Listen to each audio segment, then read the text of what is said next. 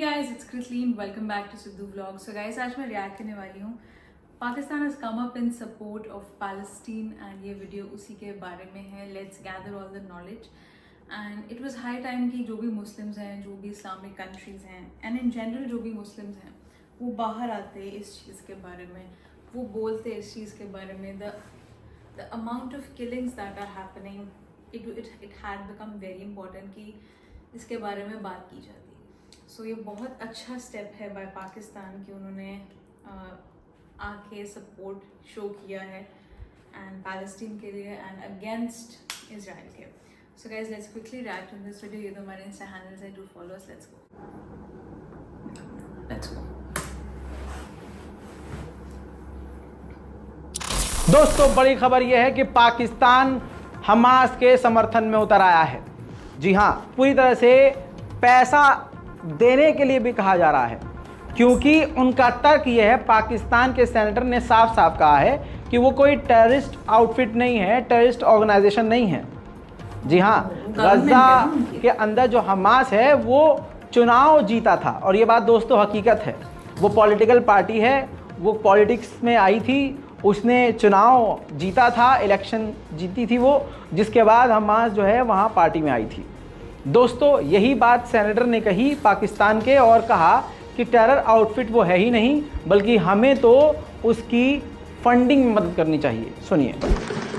In Pakistan, so पाकिस्तान's own future, our role in the Middle East, our focus on Palestine is inextricably intertwined. Sir, on this issue, I would say there are three clear areas we should focus on. Number one, what is the cause of what happened on 7th of October? The resistance by the Palestinian people to the repression of Israel. 50 years, 60 years of occupation, 15 years of blockade, 5 Arab-Israeli wars in Gaza. And let me also make it very clear, because the Western media has been talking that Hamas, which is also a duly elected representative of the people of Gaza. In January 2006, Mr. Chairman, there were elections in Gaza, monitored by the former American President Jimmy Carter, who said they are the freest elections that took place in the Middle East. In that, Hamas emerged as an elected representative of the people of Gaza. And so they have their ministries, they have their government, and we are very proud of the fact the Senate of Pakistan, that I was then chairman of the Foreign Relations Committee in June, monitored by the former American President Jimmy Carter, who said they are the freest elections that took place in the Middle East. In that, Hamas emerged as an elected representative of the people of Gaza. And so they have their ministries, they have their government, and we are very proud of the fact the Senate of Pakistan, that I was then chairman of the Foreign Relations Committee in June 2006, we hosted the Hamas Foreign Minister Mahmoud Zahar when he came to Pakistan in June 2006, and we also provided him financial and other support, and he addressed our parliament here. And I think that we have this kind of history, so we should be very clear. Hamas is a political organization representing the people of Palestine, opposing the state terrorism. दोस्तों, Lebanon के border के इलाके पर पत्रकार मौजूद थे. Israel की तरफ से बमबारी की गई और जिसमें एक पत्रकार मारा गया. अब ह्यूमन राइट वॉचडॉग ने साफ तौर से कहा है कि ये इजराइल ने जानबूझकर किया है. इजराइल ने जानकर, पूरी रिसर्च करके बताया कि जानकर ही मारा है. और दोस्तों, इसमें कोई शक है ही नहीं. इजराइल चुन चुन कर गजा में पत्रकारों को कत्ल कर चुका है और उनके परिवार को भी मिटा चुका है. फॉर्मर मूसाद के हेड ने कहा है कि जो भी ईरानी इसमें लिप्त हैं, फंसे हुए हैं, और जिनका 7 अक्टूबर में लिंक है, उनको ढूंढ कर मारना चाहिए. एंटोनी ब्लिंकन, अमेरिका के विदेश मंत्री, ने कहा है कि जो भी रूसी टेक्नोलॉजी ईरान को दी गई है, ईरान इस जंग में उसका इस्तेमाल कर सकता है. इजराइल के लीडर ने साफ तौर से कहा है कि हमें हिजबुल्लाह के खिलाफ भी बड़ा ऑपरेशन चलाना चाहिए, लेकिन हमास को ख़त्म करने के बाद. बड़ी खबर यह आ रही है कि ईरान के विदेश मंत्री बहुत जल्द तुर्की पहुंच सकते हैं. बड़ी खबर यह आई है कि कतर के अंदर डुबकी मार के आए हैं मोसाद के लीडर. जी हाँ, मोसाद का चीफ जो है खुफिया तौर से चुपके से 1-2 दिन पहले कतर होके आया है. अब बात क्या हुई है ये अभी सामने नहीं आई। वहीं अमेरिका में जो क्रिश्चियन एमपी हैं उन्होंने साइन किया है इस कानून पर जिसमें ईरान को आतंकी टेरर आउटफिट घोषित करने की मांग है।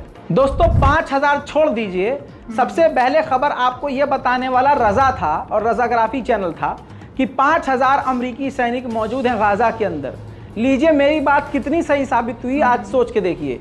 5 नहीं 20,000 इजरायली सैनिक अमेरिकी सैनिकों के साथ पूरे मिक्स होके इस वक्त मौजूद हैं गजा के अंदर। कि एक महिला स्टूडेंट ने इजराइल के खिलाफ प्रदर्शन किया था, पोलैंड के कॉलेज ने अब उसको अपने कॉलेज से निकाल दिया है।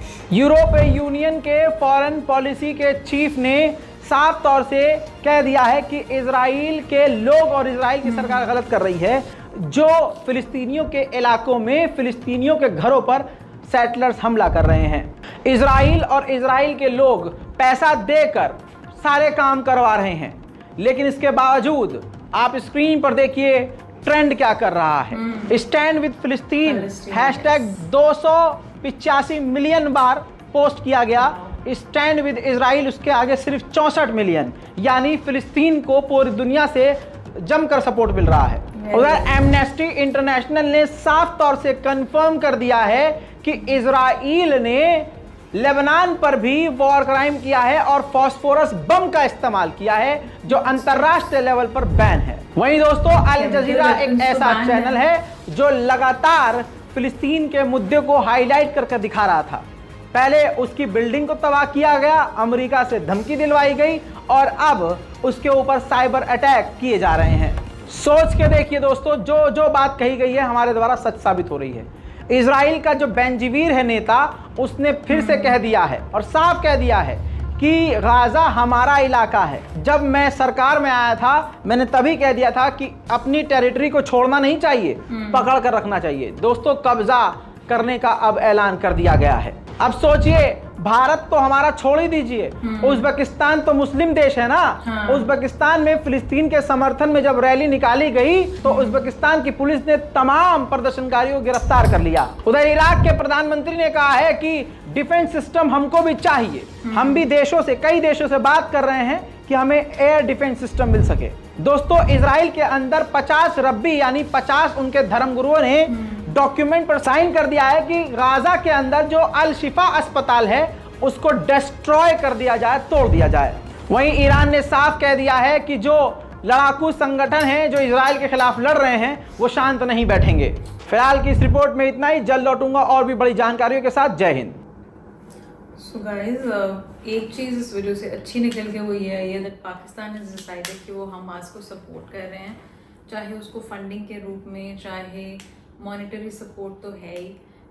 और एक चीज़ ये मैं देख के बहुत हैरान हूँ कि मुस्लिम कंट्रीज़ में भी जब लोग प्रोटेस्ट कर रहे हैं, जब मुस्लिम्स प्रोटेस्ट कर रहे हैं against Israel and supporting Palestine, तो उनको अरेस्ट किया जा रहा है। ये तो बहुत ही बड़ा इनजस्टिस हो रहा है I feel, and something needs to be done. मैंने देखा आज सुबह ही मैं एक पोस्ट पढ़ रही थी एंड जो यूएन के हाई कमिश्नर उन्होंने रिज़ाइन कर दिया है बिकॉज उनको ऐसा लग रहा है कि वो पैलेस्टीनियंस के लिए कुछ भी नहीं कर पा रहे एंड इतने बड़े स्केल पे डिस्ट्रक्शन हो रहा है and nothing is being done. So बहुत बड़ा इनजस्टिस है एंड लेट्स होप कि जल्दी स्टेप्स लिए जाएंगे। कूडोज टू पाकिस्तान कि फाइनली उन्होंने एक ऐसा ब्रेव मूव किया है कि अब इस मूव को देख के बाकी इस्लामिक कंट्रीज भी सपोर्ट में आएंगे पैलेस्टीन के। So guys, this is my reaction. I really hope that you like it. This is Sidhu vlog signing off.